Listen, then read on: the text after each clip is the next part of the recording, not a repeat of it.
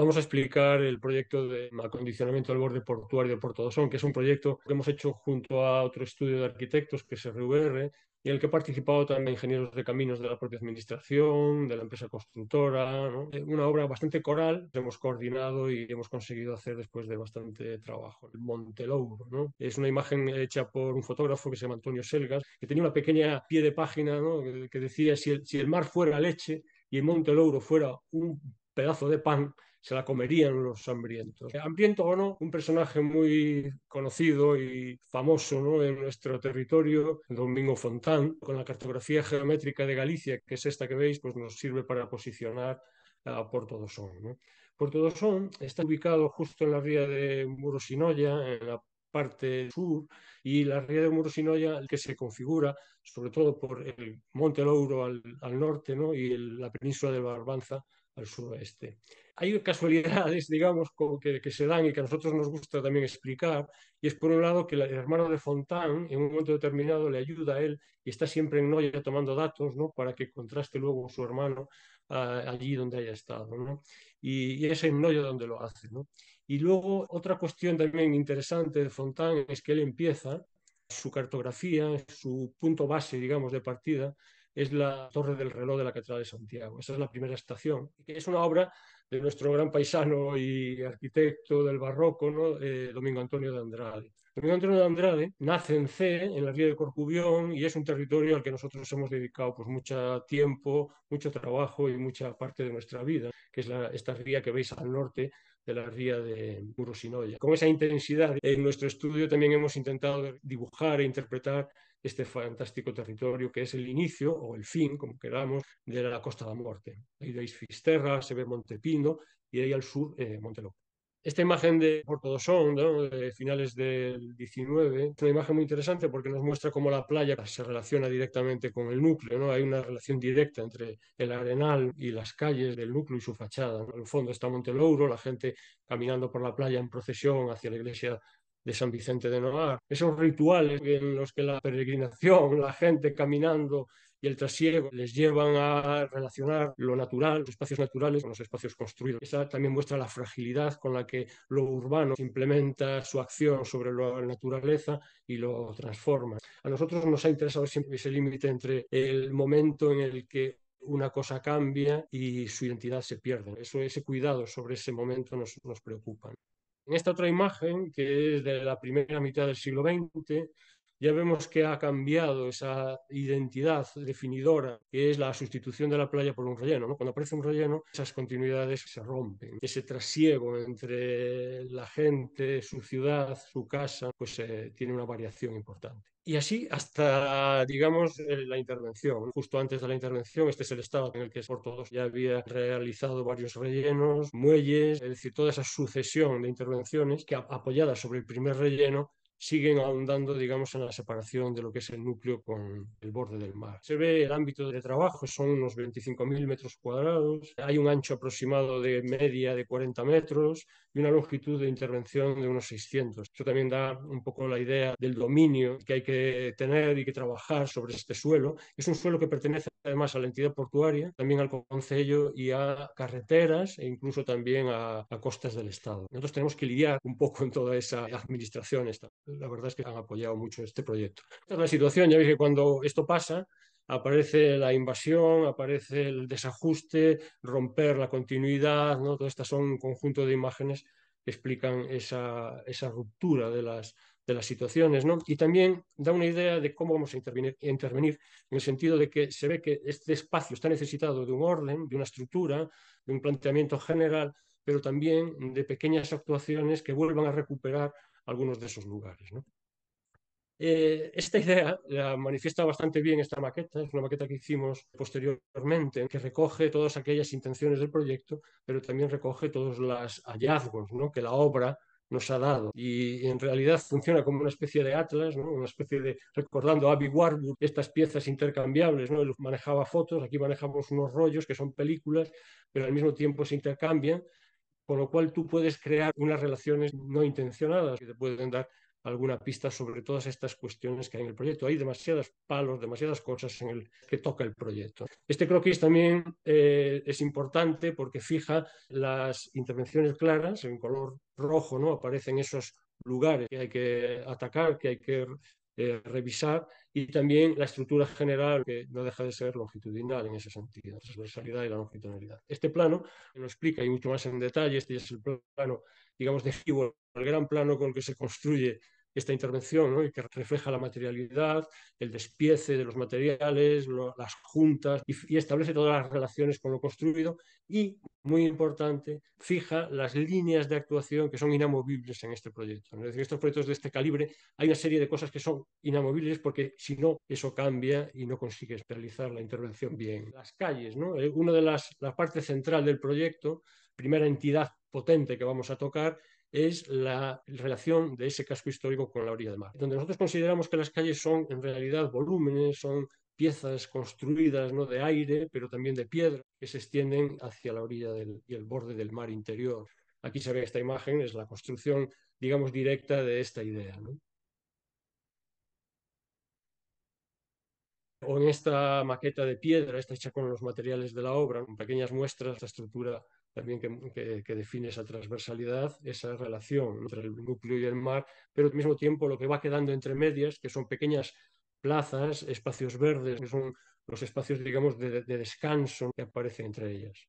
La primera idea, como digo, es esta de relacionar directamente, extender con una claridad absoluta las calles del núcleo hasta recuperar ese toque con el mar. La materialidad aquí también es muy importante en el sentido de que la textura de la piedra, la tersura del hormigón, lo verde, el sonido es muy importante porque te permite transitar, pero al mismo tiempo recibir la atención de los rodados. Y acaban, como digo, en estas entradas al mar, que son construcciones que se apoyan sobre una escollera absolutamente tratada como borde lineal, ¿no?, que nosotros recuperamos como esos pequeños lugares. El proyecto ofrece la recuperación de los lugares, pero también ofrece la propuesta de nuevos lugares, nuevas formas de llegarse y de construir lugar al borde del mar. La construcción es fundamental, ¿no?, en este tipo de obras, y construir estas piezas, ¿no?, que al borde pues es muy importante, y el trabajo con la piedra lo es también, ¿no?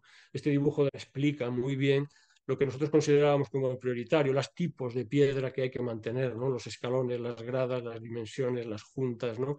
Y a partir de ahí, una vez tienes definidos esos elementos, digamos que la libertad de un despiece se puede producir, ¿no? Es decir, otra vez, como resumiendo el proyecto, no son dibujos que resumen, sí, estamos constantemente resumiendo el proyecto en los pequeños detalles, ¿no? Y esto un poquito lo explica.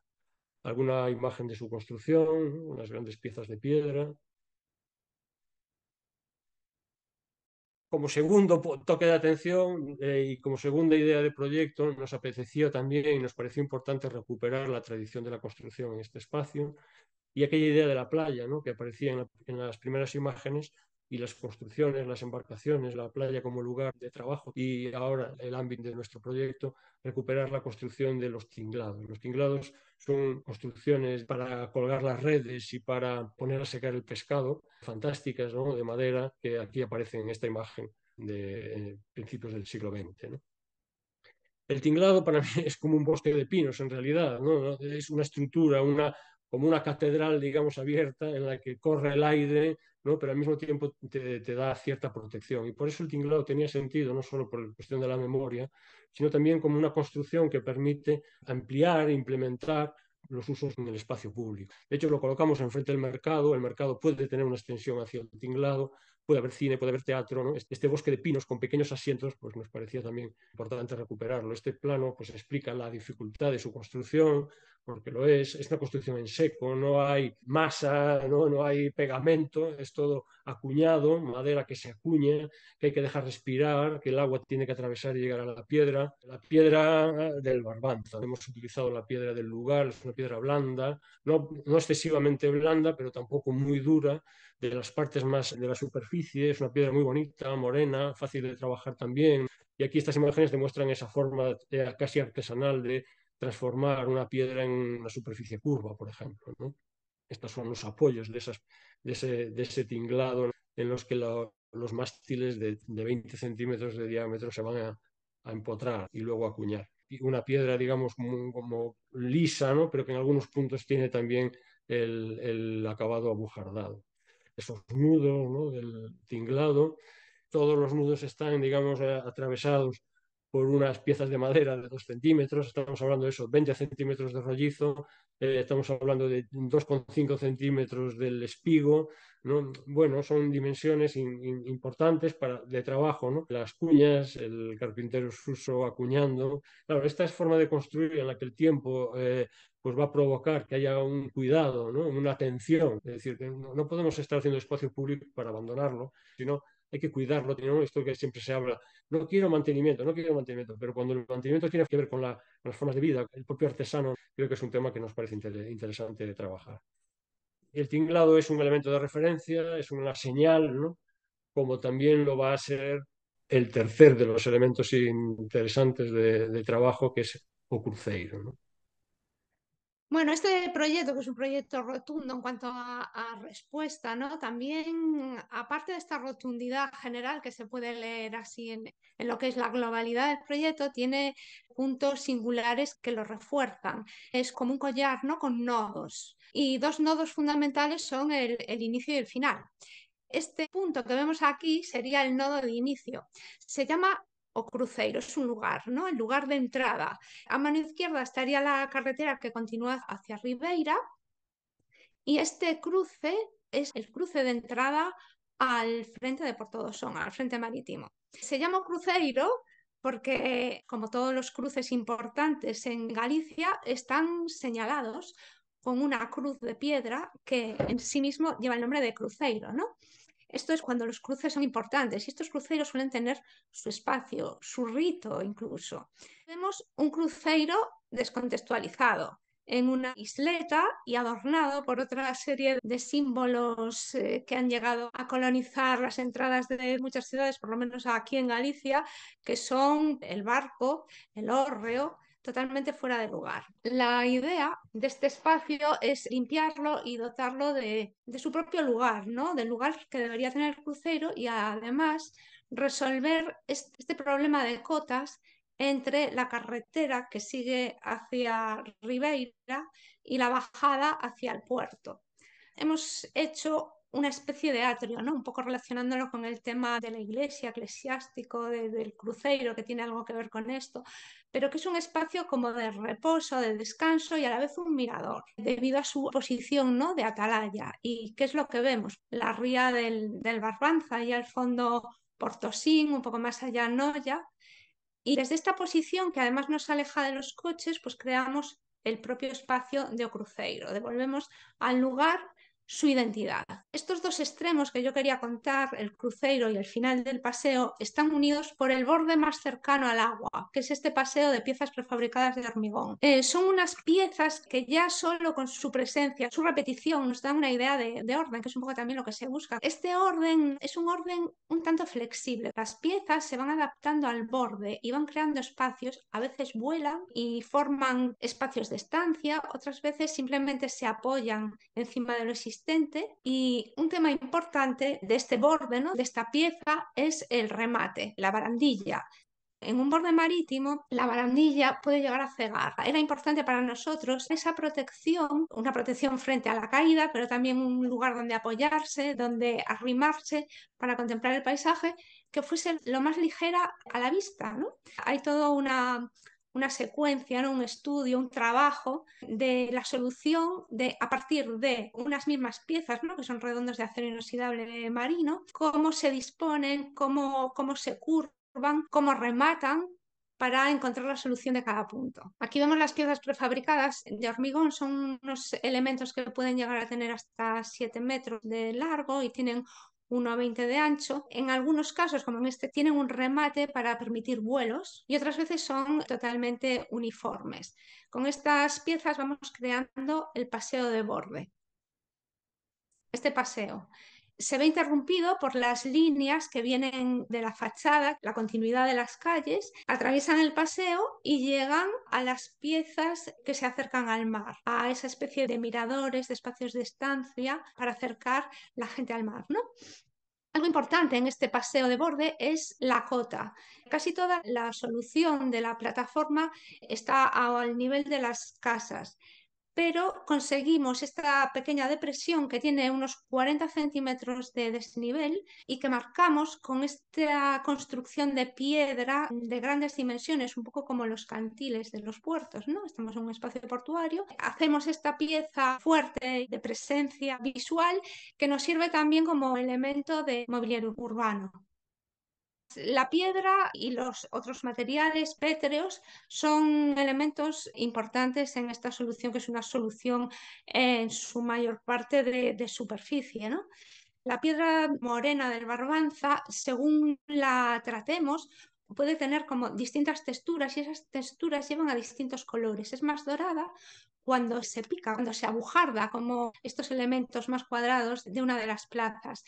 Es no tan dorada, pero más suave cuando se apomaza, como en las piezas grandes de alcorques, en estos bordillos, en rigolas. Combinado con el color dorado de la piedra, hicimos un estudio de hormigones para distintas zonas según los usos. Tenemos zona para los peatones, en la que mezclamos piedras más blancas, las cuarcitas, con un hormigón con un cemento más rojizo y espacios para el coche con un árido más negro, un corindón, con un hormigón más grisáceo. Todo ello lleva una gama, ¿no? Una gama que tiene que ver con la piedra y con el ambiente del lugar. Este proyecto juega con estas superficies importantes y con elementos pétreos de unas dimensiones bastante grandes, ¿no? Que le dan el contrapunto. Como por ejemplo los alcorques, siempre se busca como un segundo uso o más usos del previsto a cada una de las piezas. Los alcorques son también espacios para descansar, barreras frente al coche. Cada pieza sirve para muchos usos. Incluso un alcorque que sobra se puede utilizar como banco. Por ejemplo, aquí, ¿no? En este edificio, que era necesario colocar el banco, no sabíamos cuál iba a ser. Son estas cuestiones de obra, ¿no? Que al final acabas reutilizando piezas y consigues algo inesperado y que, bueno, pues que tiene que ver con el resto de las cosas y, bueno. Este es el punto final del el otro nodo del que hablaba, el extremo del paseo, cuando llega al mar. Cuando llega al mar, realmente lo que hay es un gran muro, ¿no? Que se le llama el espaldón. El muro contra el que baten las olas y que protege al pueblo. Lo que hacemos es llevar hacia el espaldón el único edificio que vamos a construir, que es un edificio que habíamos tirado previamente, que estaba en el medio de la plataforma enfrente a las casas y que tenía usos de sala para los jubilados del mar y de pequeño club náutico. Este edificio lo colocamos atrincherado detrás del espaldón. También su forma refleja estos dos usos, ¿no? Tiene un estrechamiento en el medio que se va a cerrar por dentro con unas puertas correderas y que permite unir y a la vez separar los dos usos. La forma viene dada un poco por las vías de circulación, de distribución de los tráficos y también nos sirve de barrera entre lo que sería el uso portuario a la derecha y el uso que es más ciudadano hacia la izquierda. Tiene dos cabezas que son dos porches con unas grandes vigas de hormigón de 90 centímetros de canto que lo que hacen es un espacio de acogida en el que poder sentarse un poco a cubierto del sol.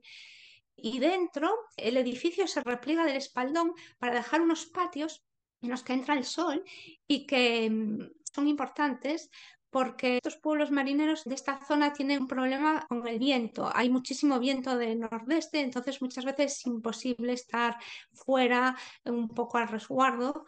Y estos patios, con el muro enfrente, son espacios protegidos para disfrutar del exterior. Desde el patio se puede ver al fondo una línea casi imperceptible, como a 1 metro de la coronación del espaldón, que es otro de los elementos que tratamos en este proyecto y es hacer algo para poder subirse al espaldón, porque esto está prohibido.